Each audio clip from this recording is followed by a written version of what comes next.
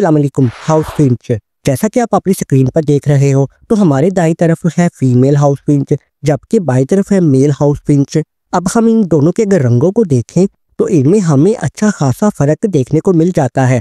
Female house Finch बिल्कुल फीकी सी है, इसमें हमें हल्का ब्राउन कलर या यूं कह सकते हो आप हल्का हल्का सफ़ेद और ब्राउन रंग मिल जाएगा देखने को।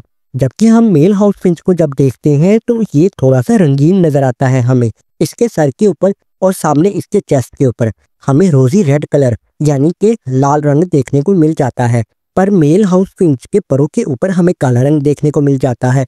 अगर हम मेल और फीमेल दोनों की अगर हम बैली को देखें तो वहां पर भी हमें ब्राउन या वाइट सा सफेद सफेद सा रंग देखने को मिल जाता है। इस तरीके से हम मेल और फीमेल हाउस फिंच में वाजिया फर्क देख सकते हैं इनकी रंगों की वजह से। अब इस फोटो को आप देखो जरा, ये दोनों ही मेल हाउस फिंच है।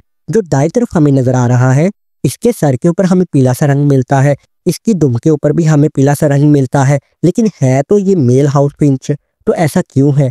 तो उसकी वजह असल में ये है कि इनका जो खाना पीना होता है ना उसमें ज़रा फर्क आ जाता है, जिसकी वजह से इनमें कुछ पिगमेंटेशन होती है। अब पिगमेंटेशन आप आसान तरीके से आप ये समझ लो कि कुछ केमिकल्स होते हैं जो कि पेड़ पौधों में भी होते हैं, परिंदों में, एनिमल्स में भी होते हैं, हम इंसानों में भी होते हैं।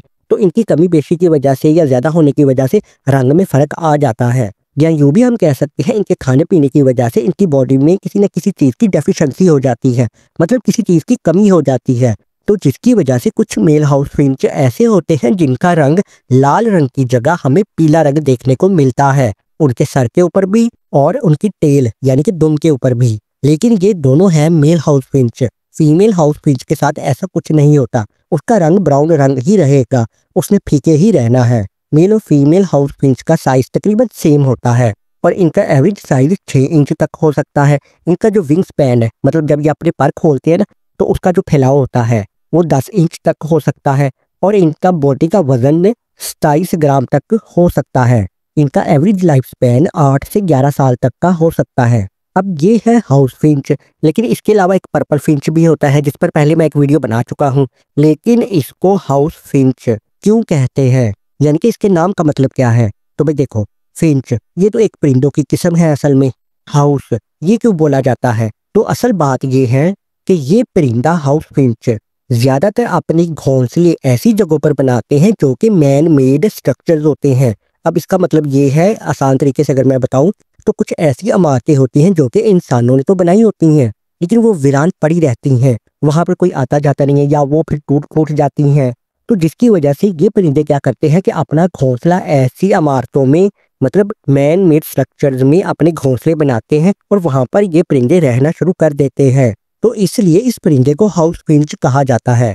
पर इसका हरगिज मतलब ये नहीं है कि ये परिंदा सिर्फ मैन मेड हाउस स्ट्रक्चर्स में ही अपने घोंसले बनाता है, मतलब पुरानी इमारतों में। ये और भी जगहों पर पाए जाते हैं, जैसा कि वुडलैंड एरियाज में पाए जाते हैं, कुछ फॉरेस्ट में भी पाए जाते हैं या फिर शेपरल एरियाज में पाए जाते हैं। ये ऐसी जगहों पर भी अपने घोंसले बनाते हैं और रहते हैं। अब ये शेपरल एरियाज क्या होते हैं? तो आप जैसा कि स्क्रीन पर देख रहे हो, इसका मतलब भी यही होता है कि ये ऐसे एरियाज होते हैं जहाँ पर श्रब्स होती हैं, मतलब झाड़ियाँ वगैरह बहुत ज़्यादा हो ना, तो उनको हम बोलते हैं शेपरल एरियाज। ये परिंदा ज़्यादातर मैन मेड स्ट्रक्चर्स में रहना पसंद करता है। बिहेवियर, अब हम इसके ज़रा रवैये को जानते हैं।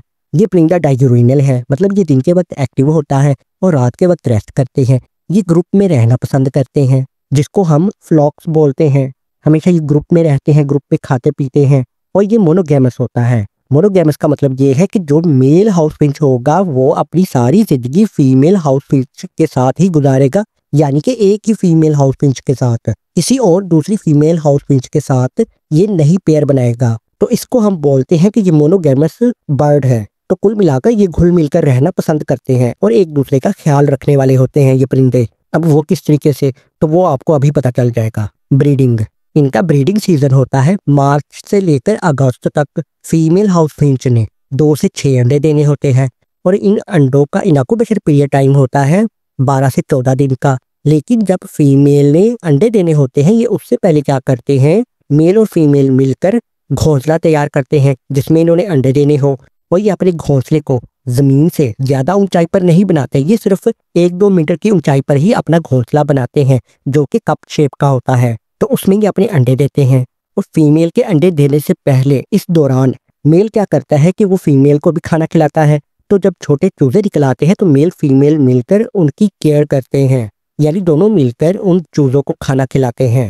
और ये जब अंडे से बाहर निकलते हैं ना चूजे, तो इनकी आंखें बंद होती हैं। तो तकरीबन 19वें दिन के बाद जाकर वो थोड़ा सा होश में आना शुरू होते हैं, ये छोटे चूजे। इस तरीके से ये घुल मिलकर रहते हैं। ये ज्यादातर सीड्स खाते हैं या ग्रेन्स खाते हैं या फिर बेरीज खाते हैं। ऐसे दाने होते हैं सीड्स, ये बीज वगैरह, जैसा कि सनफ्लावर होते हैं ना, उस फूल के दरमियान में हमें ये काला काला सा जो नजर आता है, ये छोटे छोटे दाने होते हैं। ये असल में इनको खाना पसंद करते हैं। तो यही इनका खाना पीना होता है। ये परिंदा पाया जाता है मेक्सिको में, कनाडा में या फिर यूनाइटेड स्टेट्स में। ये इन कंट्रीज में ये परिंदा रहता है। और अब बिल्कुल आखिर में पॉपुलेशन स्टेटस।